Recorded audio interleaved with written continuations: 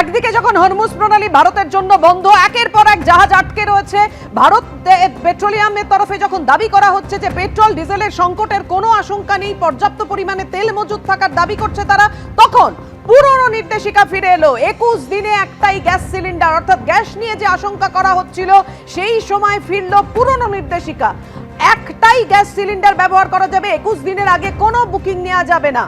ইরানের হুমকিতে হরমুজ প্রণালীতে আটকে অসংখ্য জাহাজ, ডিস্ট্রিবিউটরদের হাতে আর মাত্র 4 থেকে 5 দিনের স্টক রয়েছে। সংকট কাটাতে এলপিজি উৎপাদন বাড়ানোর নির্দেশ দিয়েছে কেন্দ্র। আপনারা জানেন তার মধ্যেই যে নির্দেশিকা এলো যে 21 দিনের আগে নতুন করে বুকিং নয়, দাবি ডিস্ট্রিবিউটরদের। কিছুক্ষণ আগেই যেমনটা আপনাদের জানাচ্ছিলাম যে এলপিজি নিয়ে যে নতুন নির্দেশিকা এসছে কেন্দ্রের তরফে, তার আগে এই মুহূর্তে আপনাদের জানিয়ে রাখি পেট্রোলিয়াম মন্ত্রকের নির্দেশ পরিস্থিতি সামলাতে। অর্থাৎ যখন তেল এবং গ্যাস নিয়ে এই আশঙ্কার কথা কেন্দ্রের নির্দেশ, সেই সময় আপনাদের জানিয়ে রাখি এই মুহূর্তে যে খবর পাওয়া যাচ্ছে, হঠাৎ ফিরল পুরনো নির্দেশিকা। 21 দিনে একটাই গ্যাস সিলিন্ডার। মধ্যপ্রাচ্যে যুদ্ধের আবহে ভারতের রান্নার গ্যাসের যোগানে আশঙ্কা তৈরি হয়েছে, আর সেই মুহূর্তে আবার ফিরল সেই পুরনো নির্দেশিকা, 21 দিনে একটাই গ্যাস সিলিন্ডার। ইরানের হুমকিতে হরমুজ প্রণালীতে আটকে রয়েছে অসংখ্য জাহাজ, ডিস্ট্রিবিউটরদের হাতে আর মাত্র 4 থেকে 5 দিনের স্টক রয়েছে। পরিস্থিতি সামলাতে নতুন নির্দেশিকা জারি হলো পেট্রোলিয়াম মন্ত্রকের। 21 দিনের আগে নতুন করে বুকিং নয়, দাবি ডিস্ট্রিবিউটরদের। বিকল্প রাস্তা না খোলা অবধি এলপিজি নিয়ে আশঙ্কায় রয়েছে ডিস্ট্রিবিউটররা। বায়োমেট্রিক কেওয়াইসি না করালে উজ্জ্বলা প্রকল্পেও বুকিং বন্ধ। নতুন স্টক না আসা পর্যন্ত কমার্শিয়াল গ্যাসেও সংকটের আশঙ্কা। তার মধ্যেই সেই পুরনো নির্দেশ আবার ফিরে এলো, অর্থাৎ 21 দিনের আগে নতুন করে বুকিং করা যাবে না। ডিস্ট্রিবিউটরদের হাতে আর মাত্র 4-5 দিনের স্টক রয়েছে, তাই পরিস্থিতি সামলাতে নতুন নির্দেশিকা পেট্রোলিয়াম মন্ত্রকের। মধ্যপ্রাচ্য যুদ্ধের আমেজে এই মুহূর্তে সব থেকে বড় বিপদ সংকেত হচ্ছে যে আগামী 4 থেকে 5 দিন গোটা দেশ জুড়ে এলপিজি গ্যাস সিলিন্ডারের স্টক রয়েছে। ফলত এখান থেকে বড় প্রশ্ন হচ্ছে যে 4 থেকে 5 দিন বাদে সাধারণ মানুষ যদি গ্যাস বুকিং করেন তাহলে সেক্ষেত্রে দাঁড়িয়ে তারা কি সঠিক সময় গ্যাস পাবেন?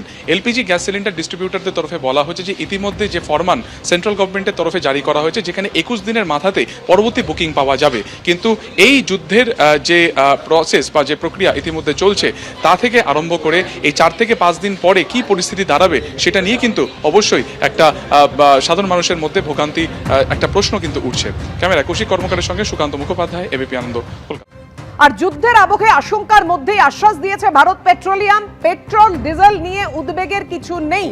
পেট্রোল ডিজেল নিয়ে উদ্বেগের কিছু নেই বলে আশ্বাস দেওয়া হয়েছে ভারত পেট্রোলিয়ামের তরফে। ভারতে পেট্রোল ডিজেলের সংকটের কোনো আশঙ্কা নেই, পর্যাপ্ত পরিমাণে তেল মজুদ থাকার দাবি করেছে ভারত পেট্রোলিয়াম।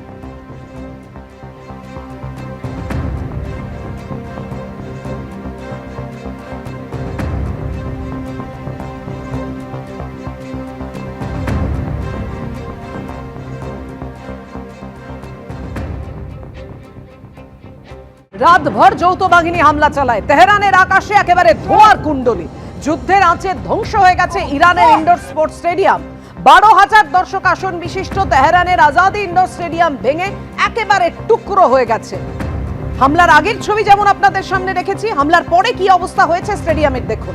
যৌথ বাহিনীর মিসাইল হানায় এভাবেই গুড়িয়ে গেছে খেলাধুলোর জন্য নির্দিষ্ট এলাকাও।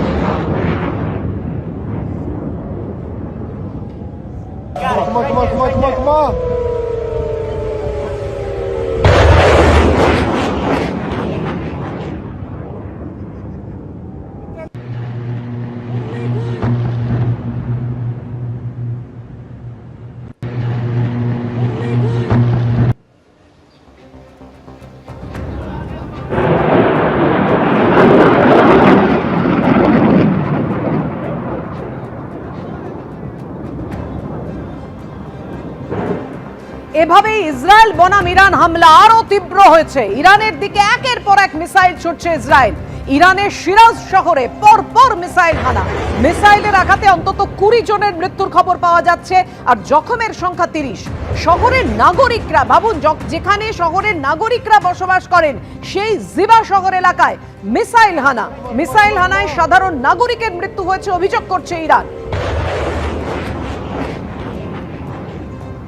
বারবার আমরা যেটা দেখাচ্ছি, যারা উদ্বেগে রয়েছেন, আতঙ্কে রয়েছেন, যারা যেতে চাইছেন মধ্যপ্রাচ্যে এবং যারা ওইখানে আটকে পড়েছেন বিভিন্ন দেশে, ব্যারাকপুরের রোহন চক্রবর্তী এবং তার স্ত্রীর 3রা এপ্রিল জর্জিয়া যাওয়ার কথা রয়েছে। সমস্ত বুকিং হয়ে গেছে, কিন্তু সাম্প্রতিক যুদ্ধের আবহে তাদের জর্জিয়া যাওয়া অনিশ্চিত। তার সঙ্গে কথা বলেছেন আমাদের প্রতিনিধি ময়ূর ঠাকুর চক্রবর্তী। আমার সঙ্গে এই মুহূর্তে রয়েছেন সস্ত্রীক রোহন চক্রবর্তী, পেশায় সফটওয়্যার ইঞ্জিনিয়ার। 3 এপ্রিল তাদের জর্জিয়া যাওয়ার কথা। এপ্রিল নেক্সট মান্থে 2026-এ আমাদের জর্জিয়া যাওয়ার প্ল্যান ছিল। তো সেই হিসাবে সব কিছু টিকিট বুকিং করা ছিল। গত বছরের নভেম্বর মাস থেকে আমাদের টিকিট সব বুকিং অলরেডি। আমরা যে এজেন্সি ওয়ান্ডাভিশনের থ্রু থেকে যাওয়ার কথা আছে তাদের থ্রুতে সব কিছু, হোটেল থেকে শুরু করে ভিসা থেকে শুরু করে সব কিছু বুকিং করা, ট্রাভেল ইন্স্যুরেন্স সব কিছু বুকিং ছিল। তো এখন এই অবস্থায় এখন জানি না কী হবে সেইগুলোই। হ্যাঁ, যুদ্ধটা তো একদমই হঠাৎ করে শুরু হয়ে গেছে। আগে থেকে সেরকম কোনো প্ল্যানিং সেরকম তো ছিল না, মানে হট করে কোনো কিছুই ছিল না। সেরকম হলে আগে থেকে সেরকম হিসাবে প্রিপারেশান নেওয়া যেত, কিন্তু সব কিছু এরকম হট করে হয়ে যাওয়ার পর আর্থিক পরিস্থিতিতে একটা ঘাটতি দেখা দিয়েছেই। কারণ টিকিট যতই হোক, বুকিং যেগুলো ছিল সেগুলো ক্যান্সেলেশন ফি কেটে একটা পাঠানো হচ্ছে। ভিসা প্রসেস চলছে অলরেডি, ট্রাভেল ইন্স্যুরেন্সের সব কিছু বুকিং হয়ে গেছে। সেক্ষেত্রে আমাদের পেমেন্ট হয়ে গেছে পুরো আমাদের ওয়ান্ডাভিশনকে। তো তারা অলরেডি যাওয়ার একটা প্রস্তুতি আমাদের করছে। তো সেখানে হোটেল বুকিংয়ে হোটেলের সাথে তারা তাদের যে ভেন্ডার আছে তাদের সাথে কথা বলছে। তো এইগুলো অলরেডি পুরো সেট আপই ছিল, আমরা জাস্ট যাওয়ার প্রিপারেশন করছিলাম আর কি। ইরানের আর্ম ফোর্সের ওপরও লাগাতার হামলা ইসরায়েল আমেরিকার। লক্ষ্য ইরানের মিসাইল ধ্বংস। তেল আভিভ থেকে জানিয়েছেন আমাদের প্রতিনিধি বিশাল পান্ডে।